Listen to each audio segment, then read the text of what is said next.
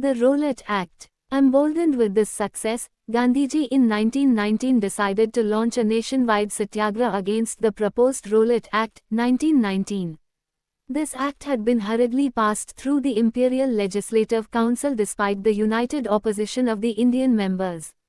It gave the government enormous powers to repress political activities, and allowed detention of political prisoners without trial for 2 years. Mahatma Gandhi wanted nonviolent civil disobedience against such unjust laws, which would start with a batal on the 6th of April. Rallies were organized in various cities, workers went on strike in railway workshops, and shops closed down.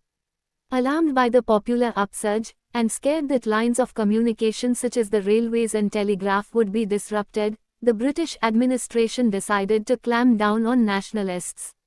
Local leaders were picked up from Amritsar, and Mahatma Gandhi was barred from entering Delhi. On the 10th of April, the police in Amritsar fired upon a peaceful procession, provoking widespread attacks on banks, post offices and railway stations. Martial law was imposed and General Dyer took command. On the 13th of April the infamous Jallianwala Bagh incident took place. On that day a large crowd gathered in the enclosed ground of Jallianwala Bagh. Some came to protest against the government's new repressive measures. Others had come to attend the annual Baisakhi fair. Being from outside the city, many villagers were unaware of the martial law that had been imposed.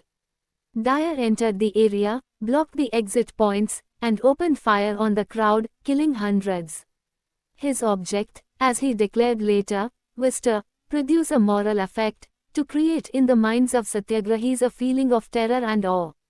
As the news of Jallianwala Bagh spread, crowds took to the streets in many North Indian towns. There were strikes, clashes with the police and attacks on government buildings. The government responded with brutal repression, seeking to humiliate and terrorize people. Satyagrahis were forced to rub their noses on the ground, crawl on the streets, and do salam, salute, to all sahibs. People were flogged and villages, around Gujranwala in Punjab, now in Pakistan, were bombed. Seeing violence spread, Mahatma Gandhi called off the movement. While the Rowlatt Satyagraha had been a widespread movement, it was still limited mostly to cities and towns. Mahatma Gandhi now felt the need to launch a more broad-based movement in India. But he was certain that no such movement could be organized without bringing the Hindus and Muslims closer together. One way of doing this, he felt, was to take up the Khilafat issue. The First World War had ended with the defeat of Ottoman Turkey.